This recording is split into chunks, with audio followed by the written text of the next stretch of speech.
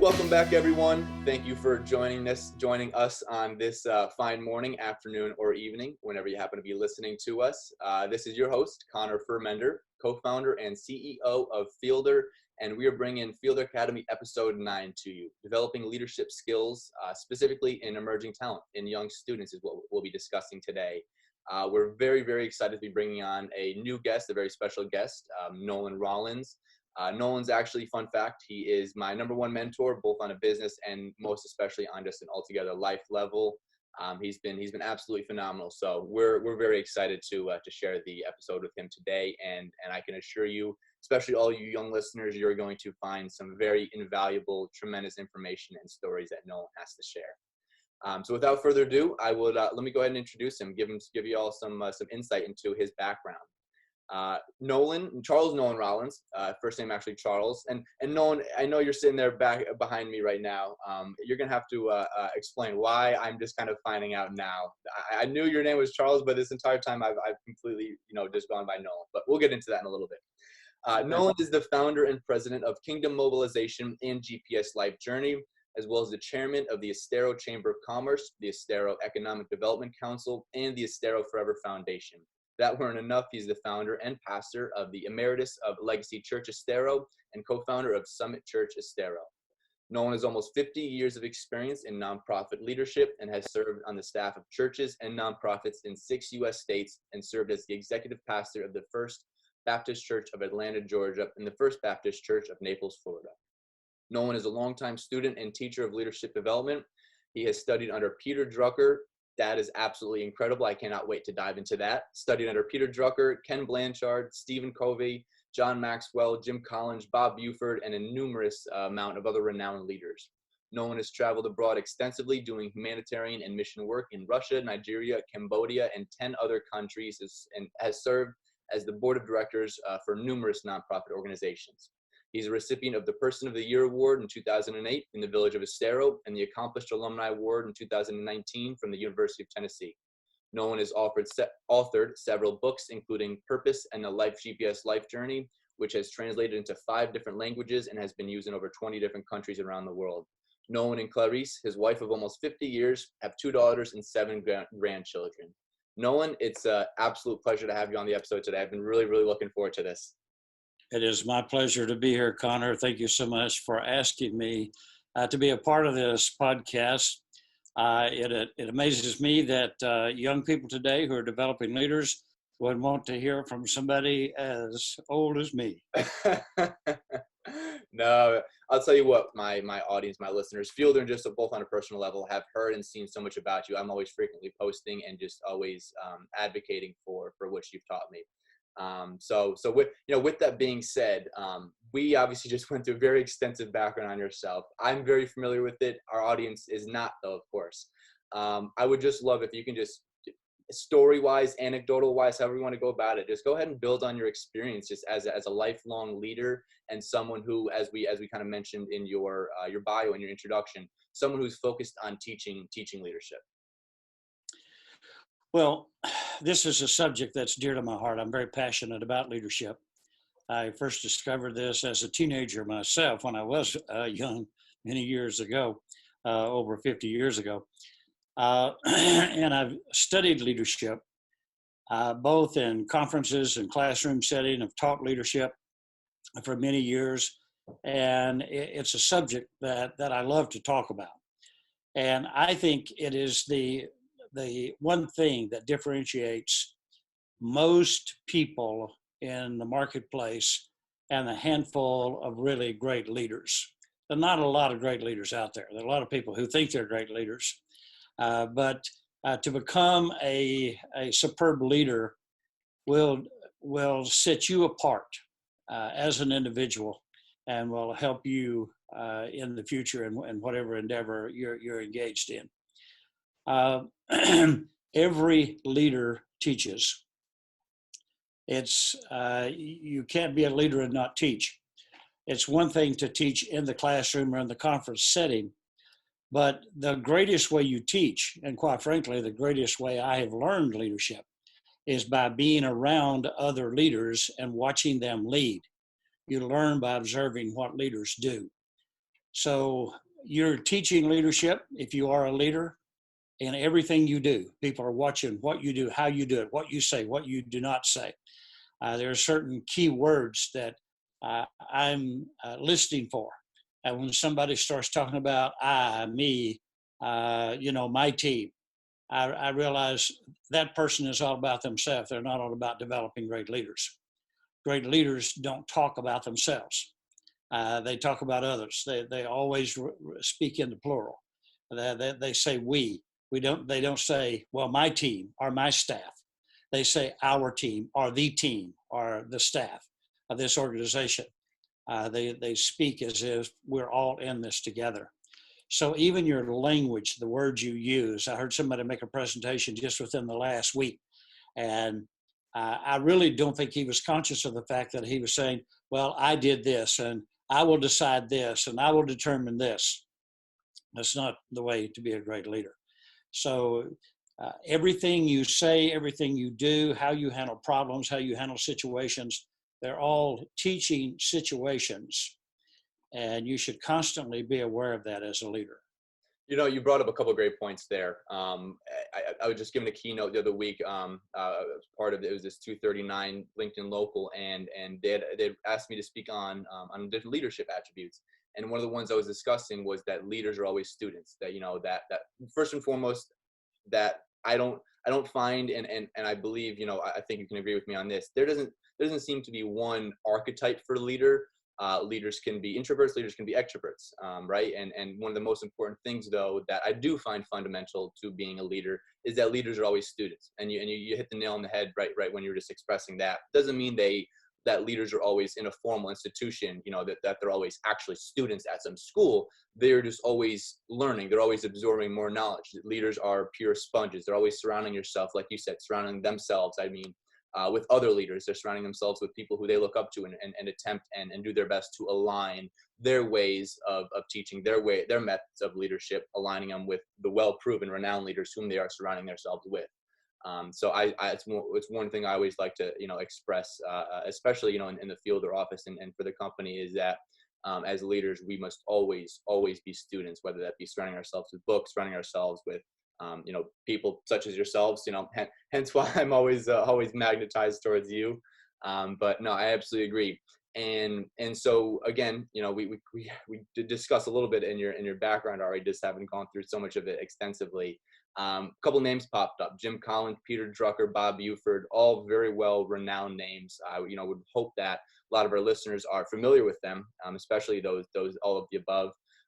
But let's point out one, Peter Drucker. I remember when you and I had met, Nolen, you'd introduced the fact that and I'll kind of steal your thunder here for a second to introduce the relationship, that Peter was the mentor to your mentee, correct? No, I'm sorry. Peter's mentee was your mentor, correct? Yeah, Peter's mentee was your mentor. Exactly. That's right. So go ahead. I would go ahead and assume, but would love for you to build on it. Was that kind of an origin to you becoming a leader? Was that almost like an origin to you having surrounded yourself with the proper people, with the right people that you pursue to be with? Go ahead and build on just that relationship, that experience you had from being fed insight and knowledge through that finely knit network of mentorship. Well, actually, that came later in my life. I had already been established. Oh, no way. Okay. And built a reputation as a leader before the relationship. That I did not know. That goes to Peter Drucker. So let me back up just a little bit and speak about that, and then I'll come and talk about the influence of Peter Drucker. Yeah. I come from a very poor background. My family actually were sharecroppers. You've heard sharecropper stories. I didn't even know what a sharecropper was, and I was in college one day, and somebody was talking about sharecropper, and I thought, my goodness, that's what I was. I thought that was really poor people. I didn't see myself as being poor, but I came from the country. I went, to the city school, was not familiar with most of the students. And the first 2 years in high school, I was not a leader. I was very shy. I stayed in the background. But by my junior year in high school, I discovered that people were, for whatever reason, were naturally drawn to me for advice. When there was a problem to be solved, when something needed to be done, they were coming to me for direction and leadership. And I discovered your background has nothing to do with your ability to be a leader. So I saw myself as a leader from my junior year in high school forward, all through college and early adult career, and was very fortunate to be in the presence of a lot of great leaders during that period of time. I also took advantage of every opportunity to learn. Connor, that's one thing I've noticed about you. You are like a sponge wherever you are, trying to absorb information, knowledge from others. I read every book I could get my hand on. Now, it's probably important to know that leadership is a fairly new concept. Now, leadership is not new. Leadership has been around forever. But previously, it was referred to as management. As a matter of fact, Peter Drucker is not known as the father of modern leadership. His tag is the father of modern management, because when he was doing most of his teaching in universities and the major businesses across America and around the world, the term leadership was not in vogue. It was referred to as management. And I remember from very brief research I've done, he was also a pioneer of business management in the true corporate world, right? Is really what that. Absolutely. The environment. He was the corporate management guru. Yep. And really the principles that he was trying to teach people were not management principles. Management has to do more with maintaining the processes and the systems, and leadership has more to do with vision, direction, setting up the processes and systems. He really was talking about leadership, even though he referred to it as management. So I read every book I could get my hands on, literally hundreds of books on leadership. Every time I had the privilege of living in Atlanta, when you have the privilege of living in a large metropolitan area, there are opportunities that come your way that do not cost as much as having to go off to Los Angeles or New York or, to some other city for a conference. So everything that came through Atlanta, the many years that I lived there, I would go to these leadership conferences. And this is where I heard, Peter Drucker speak, Tom Peters, Stephen Covey, Ken Blanchard, many of the great leaders who I learned from are not even alive today.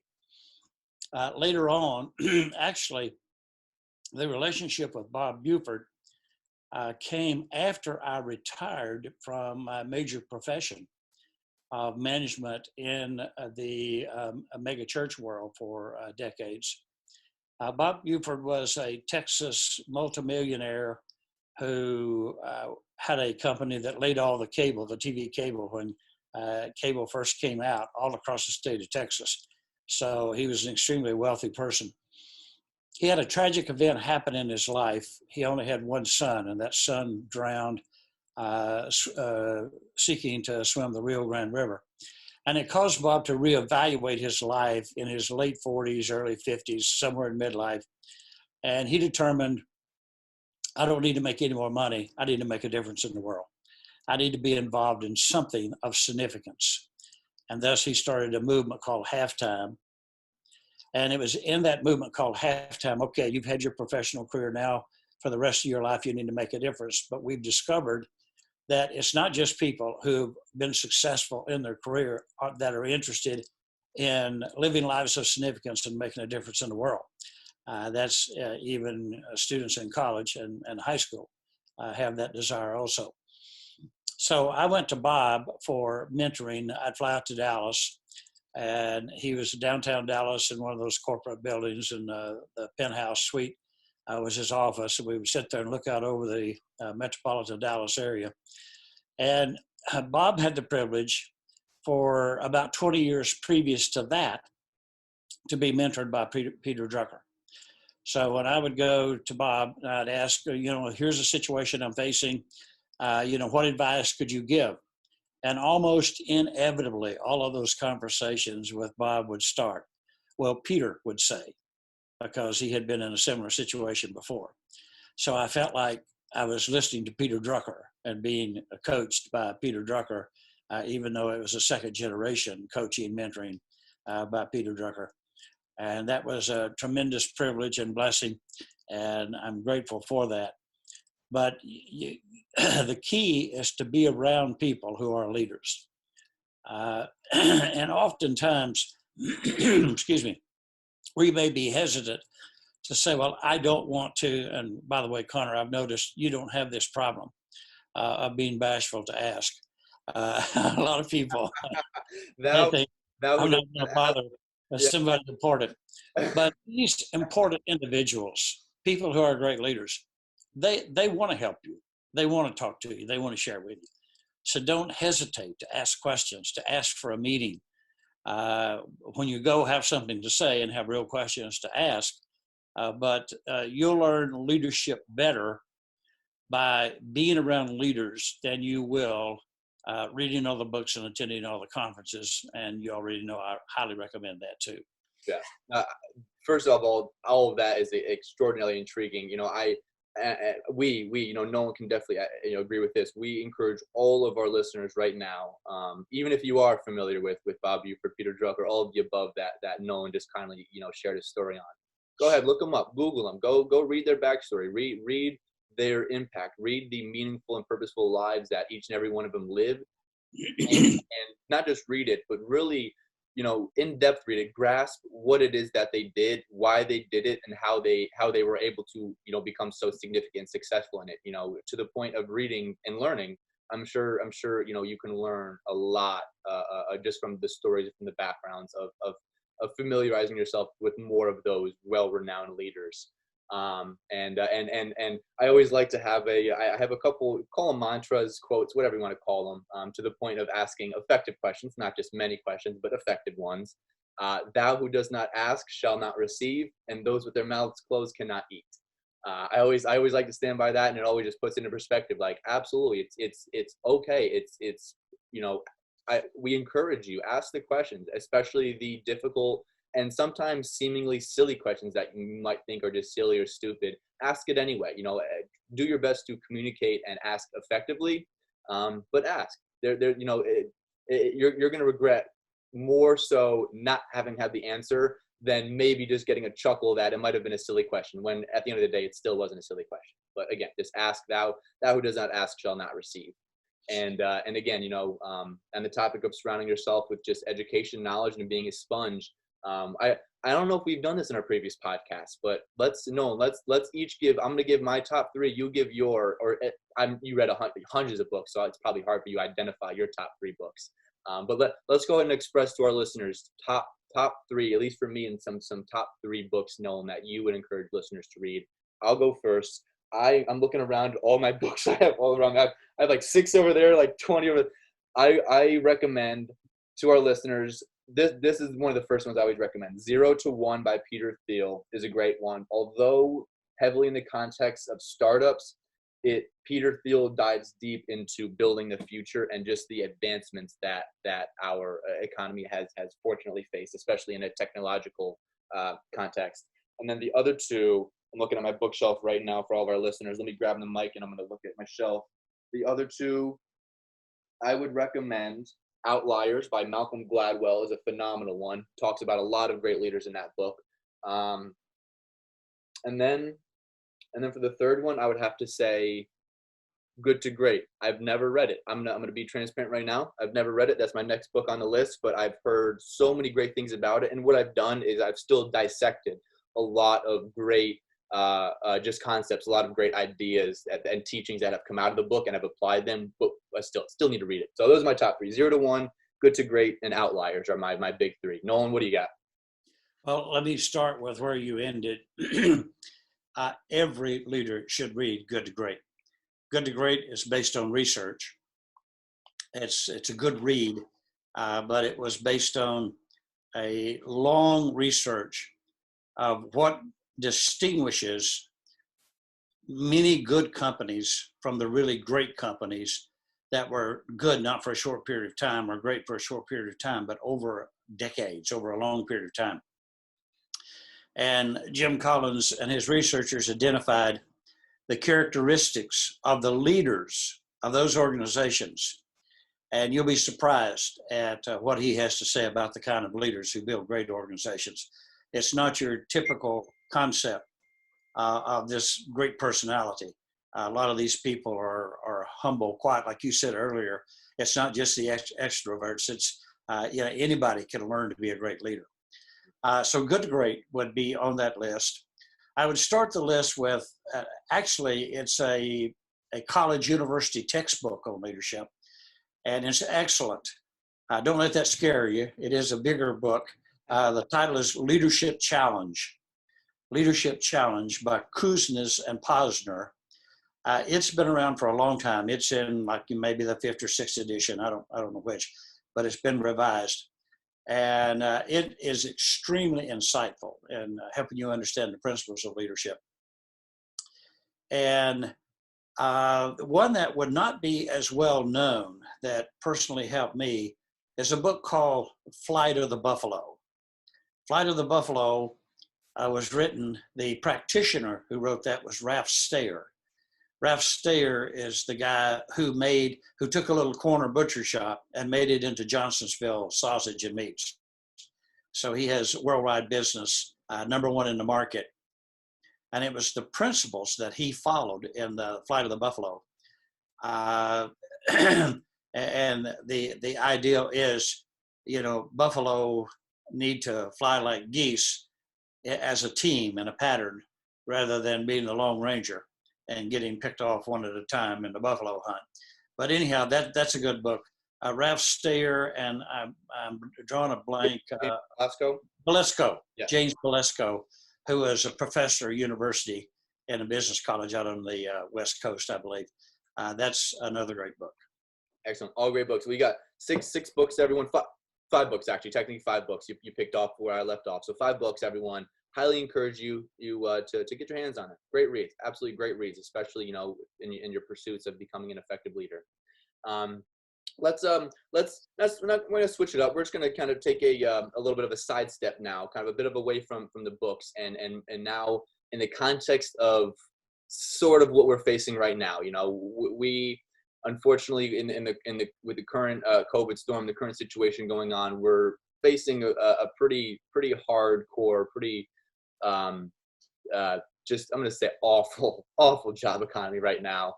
And with all of our emerging talent, shout out to all those who graduated. Let's start with that. Shout out to everyone who graduated, all the high school students, all the college students, that we're super proud of you. That's absolutely incredible. You've done something that really hasn't been done before. You've pioneered a virtual graduation. So congratulations to all of you. And we look forward to seeing, all the great things you all do. So in the context of now all you emerging talent, all of you students or now recent graduates, Nolen, can you give any direction for all of those students and how they can effectively navigate through what is going to be an extremely competitive job market?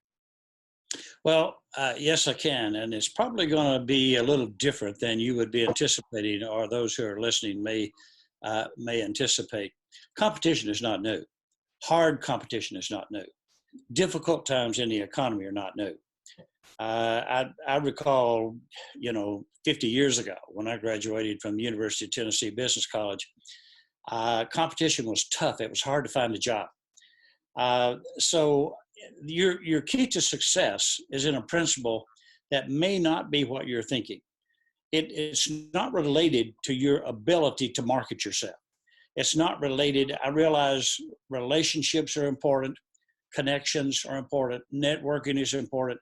I encourage you to do all these things, but that's not the key to success. The key to success in moving up in whatever profession you may be pursuing, the key to success is to distinguish yourself as I am the get it done person. I am the dependable person. So no matter where you start, even if it's not where you want to end up or even close to where you want to end up, where you start, be the best at what you are. Do what you do better than anybody else. I climbed the so-called corporate ladder in my profession quickly.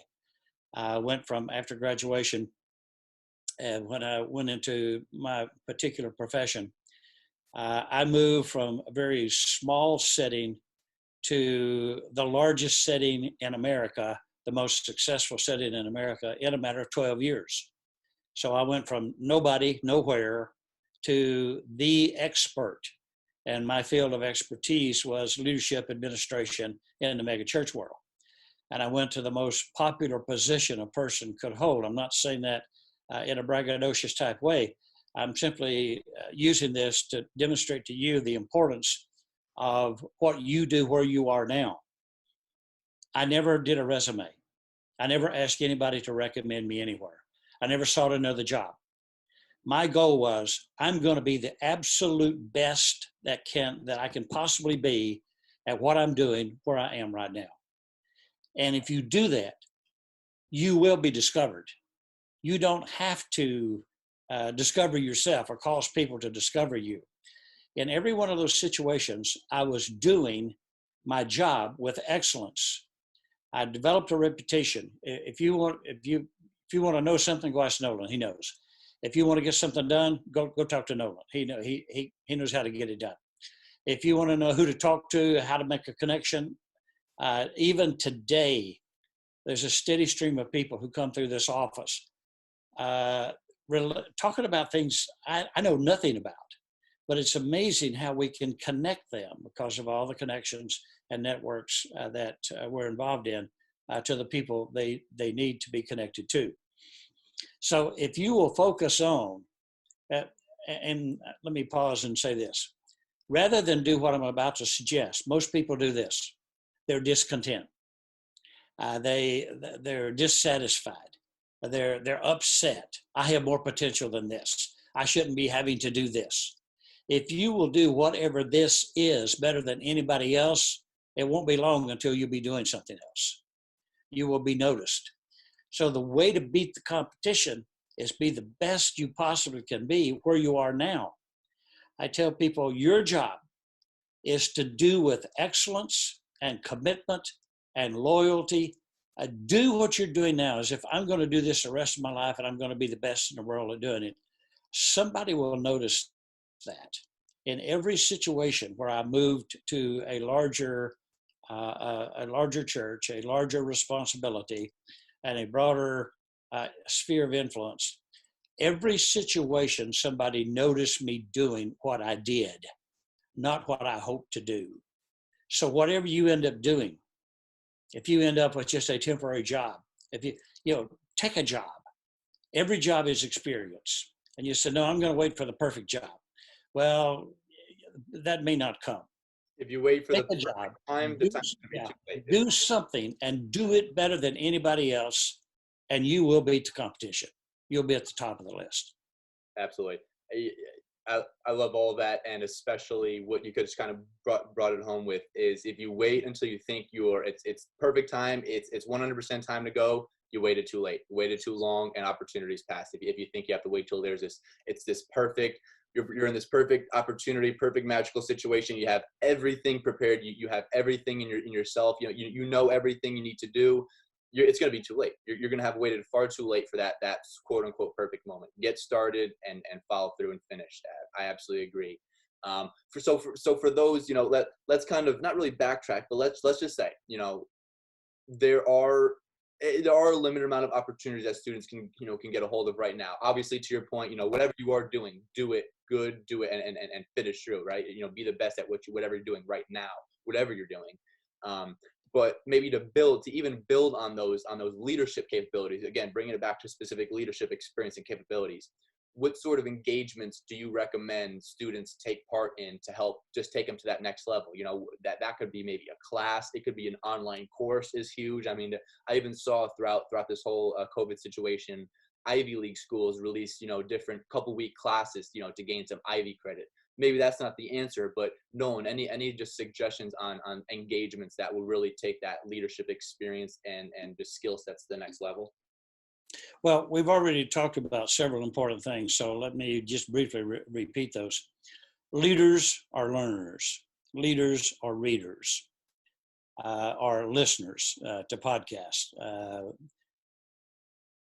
Constantly be pursuing more knowledge, more information, and especially while you're waiting for a better opportunity to open up, is a great time for you to spend time learning and reading and doing more.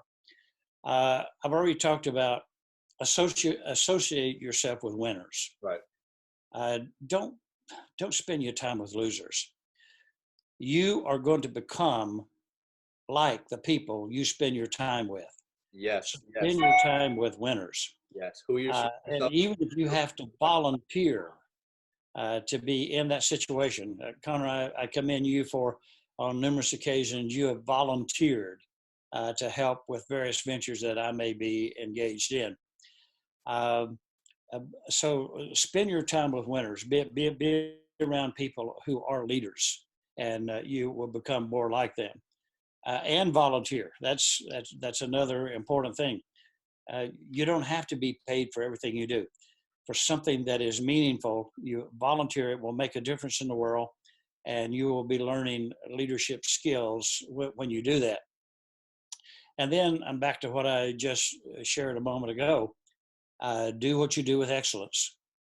I am reading a book right now. We can make this book number 6, titled "Excellence Wins" by Horst Schulze.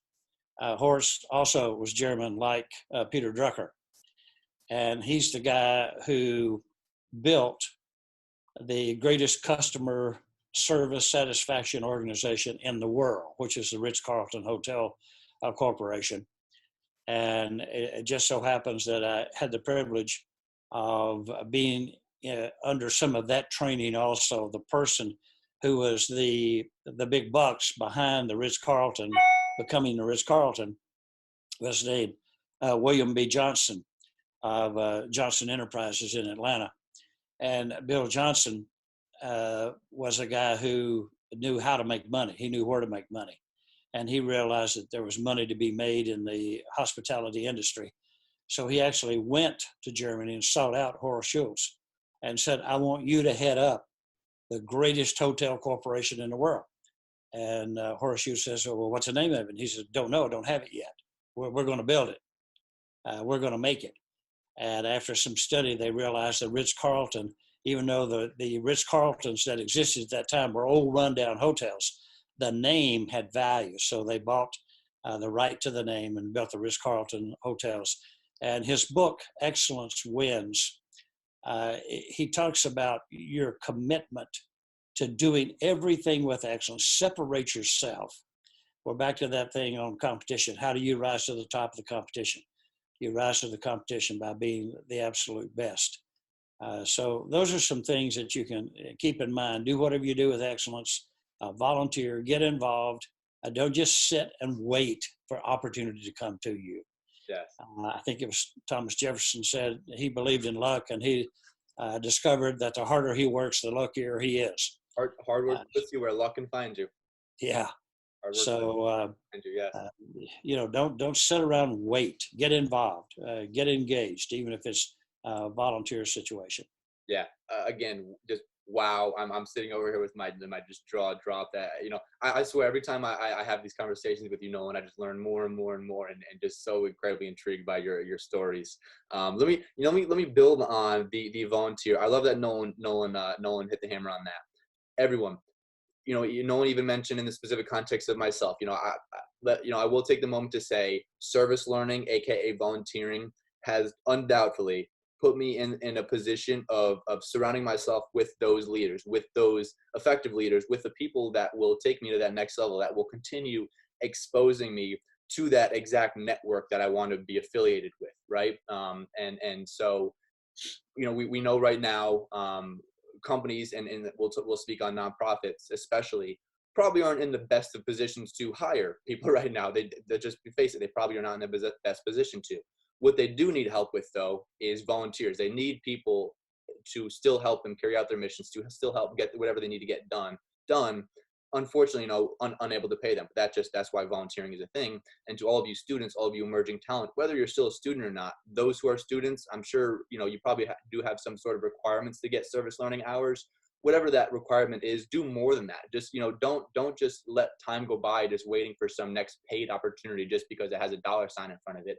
Take advantage of that volunteer, that service learning opportunity, not just to learn something for yourself, but to expose yourself to that type of community, that type of network of leaders who will continue taking you to the next level. And for all exposing yourself to that volunteer unpaid opportunity could be what takes you to the next page in your life of then getting paid to do whatever it is you want to do, right? And so there's always stepping stones to that. So don't just expect and feel that you deserve, to get that higher raise or that higher paid job. Take advantage of the downtime and take advantage of volunteer opportunities. Now, Connor, let me interrupt a second and share Go. an excellent illustration of what you just said. Straight out of college, as a young adult, early 20s, I volunteered as a business college graduate, and went into, at that particular time, 50 years ago, manufacturing was done in America. It's all gone abroad now. And I went into a manufacturing situation because my major focus was industrial management, and was an assistant quality control manager in a large manufacturing plant with over 1,000 employees. So I felt like, this is my career path.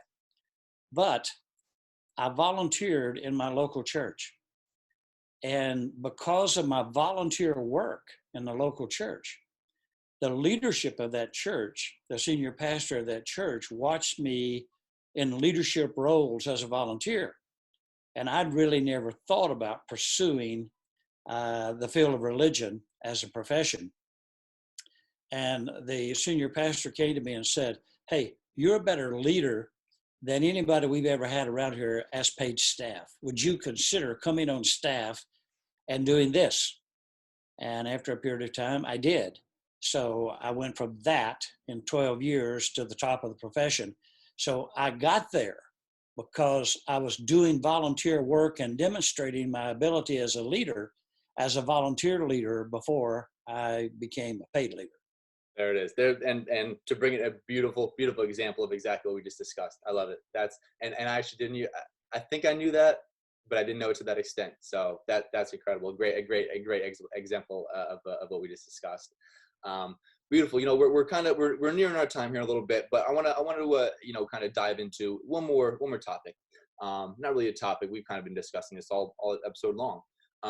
Nolen, if there were 3 fundamental attributes to an effective leader, would you be able to pinpoint those 3 fundamental attributes? One of the leadership seminars that I have taught for many years abroad, in colleges and foreign countries and in businesses here in the States, is there are 3 parts to it. The first is, what is leadership? Make sure people understand. The second is, what do these leaders look like? What are their characteristics? And that's what you're asking me. I'm going to come back to that. And the third is, what are the actions? What do these leaders do? So let me come to that middle part of that particular lecture. And there are 10 characteristics that I normally list in that. And from time to time, I may tweak that. I may put a new one in, take one out. But there's 2 or 3 that's always in. And number 1 is always the same: character. Who you are. Who you are will determine where you're going to go. And character is developed by you. You don't learn character in a class. You don't learn character by reading a book. Now, I realize, if you read the Holy Book, the Word of God, the Bible, that will help you develop character and the right kind of character. But you make the choice, the kind of person you are. Are you a person of integrity? Are you a person of truthfulness? Are you faithful? Are you loyal? Are you a hard worker? That character is the most important characteristic. I've hired hundreds of people in my professional career over the 50 years. And the first thing I'm looking for is, who is this person? What kind of person is this man or this woman? So I cannot overemphasize the importance of character. And I've discovered you can't take somebody with bad character and teach them good character. You can teach skills. Character, you have to determine that yourself. You have to develop that yourself. You determine what kind of person you're going to be. There's not anybody listening to this podcast that has any excuse for having a bad character or poor character or a bad reputation. You determine that. You make those decisions. So understand the importance of character. That's the first thing I'm looking for in any leadership role. And the second thing I'm looking for, I may not make everybody's list, but that's initiative. Leaders initiate. Leaders don't sit around waiting to be told what to do. Those are followers. Those are managers. Followers and managers, you give them the manual, the policy, and say, here's how to do this, here's how to run this, here's the system, and they can do that. But those are not leaders. Leaders initiate. Leaders are constantly evaluating. They're constantly thinking. Every situation I go in, every lecture I listen to, every speech I listen to, every book I read, every conference I attend, I am constantly evaluating and thinking, how can this be more effective? How can this be done better? So you initiate, you take the initiative. If you see a problem that needs to be solved, come up with a solution. If you see something that needs to be done, do it. Back to the Ritz-Carlton illustration I just talked about. I had the privilege of going through the Ritz-Carlton corporate training, which is highly guarded. And I was able to sneak in because I knew Bill Johnson, the guy who was behind that whole organization. And one of the things that I learned in that is that every Ritz-Carlton employee is empowered and encouraged. Solve the problem. Don't say, let me talk to the manager. Don't say, let me see if I can find somebody to take care of that. Solve the problem. Just do it. And they're all empowered to spend the corporate money to solve whatever the problem may be. So initiation is important. And the third one may surprise you even more. I had this on my list before Jim Collins wrote his masterpiece, Good to Great. But I was glad that his research reinforced what I had been teaching for years, and that is humility. Great leaders are humble. There is a clear distinction between confident and being prideful and boastful. I think great leaders are confident. I'm a very confident person. I know who I am. I know what I can do. I believe in myself. I believe in my abilities. And that confidence is important. But you don't want to cross over that line to thinking it's all about you, to thinking that you are better than everybody else, although you're striving to be better than anybody else. You don't talk about that. Humility. And the leaders of these 11 organizations that Jim Collins discovered and talks about in Good to Great, these were leaders whom he says were constantly looking out the window to see who else they could give credit to, and looking in the mirror to see where he could place blame for what didn't go right. And the concept, this is not new with Good to Great, but the concept of great leaders always take less than their fair share of credit, and they always take more than their fair share of blame when things don't go right. So I would put humility in that list of three. Now, let me flip that back to you, Connor. What would be your three?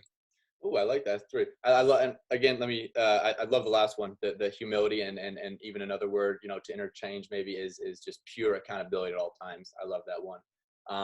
My three fundamental attributes, I'd say number one would be great, effective thinking and communication. I'd say effective thinking and communication is a huge fundamental attribute to communication is on my list of 10 too. Yep, there we go. Effective. Yep. Number two, I would say a great judge of people, good judge of people. And I don't mean that in the sense, and let me tie in the humility. I don't mean the sense of, judging someone in any way, shape, or form negatively. Being able to identify roles, responsibilities, strengths, weaknesses in teams and in people that they are more often working with, leading, who they are leading, being able to judge and delegate effectively, kind of tie those in together. And three, I would say a huge fundamental attribute would be, you mentioned it as your number one. I would say integrity and commitment. More so the integrity, and tying into who you are as a person, and given that leaders are most often, they carry that strong character, they hold integrity. They're at all times true to who they are as a person. They're true to that character. They're not that character half the time, and then half the time some other different character. Who they are as a person, who they are as that character, they have integrity. They are that person at all times. through thick and thin. So I would say those stand out as three fundamental attributes. And I got to give credit. I was introduced to those fundamental attributes, although had done some tweaking as you did, from Y Combinator, actually. The Y Combinator seed funding and startup accelerator program had expressed those. What do you think of those attributes? You mentioned one of them were in your top 10 then? Yes. Yeah. Awesome. Yeah, I like all three of those. Right. Awesome. Yeah. Good. Well, hey, we'll wrap it up here. We've kept our listeners for quite a while. Thank you, everyone. Who stuck with us through this whole episode. I can tell you right now, this has certainly been, I think, the most informational one. This has been packed with information. If you walk out of this podcast without at least 10 brand new ways of thinking, 10 new ways of thinking, I don't know what we missed. But Nolen, let's go ahead. Nolen, tell our listeners what's going on in your world. Let's put the ball in your court. What's going on in your world of Nolen, and where can our listeners find you if they would love any of your services, love to find out more information? Well, I can be reached with my email at any time, Nolen, and it's spelled Nolen, not A-N, Nolen, Nolen, at KingMo, KINGMO.org. And I'll make sure we get that in the description. Organization that I started 15, 20 years ago to encourage people to get engaged in doing something significant in their life. So Nolen at KingMo.org. And I don't mind you calling me or texting me on my phone either. It's 239-860-0096. 239-860-0096. And if you call within the next 10 minutes, we will double your, what's going on in the world of Nolen? I have spent the last 2 months doing a lot of reflection. This isolation, most every meeting, I'm engaged in a lot of leadership roles. 5 to 10 different organizational leadership roles. You mentioned the Chamber of Commerce, the Economic Development Council, and several other places. Most all of those meetings the last 2 months have either been canceled or they've gone to a Zoom format, which is a good substitute, but it's not like the real thing. So I've spent a lot of time in reflection. I spent a lot of time going back and looking at the products and processes that I have. I've revised 2 of the books and processes that I had written years ago, revised the book Purpose. And by the way, if you want a free copy of the book, it's an easy read. You can read it within a couple of hours, easy, entitled Purpose that I wrote. If you go to our organization website, gpslifejourney.com, and look on that website for a free ebook called Purpose. It's a great read. And it basically says, God has a purpose for your life. You need to know what it is. You need to be engaged in fulfilling that purpose, and you'll change the world by doing so.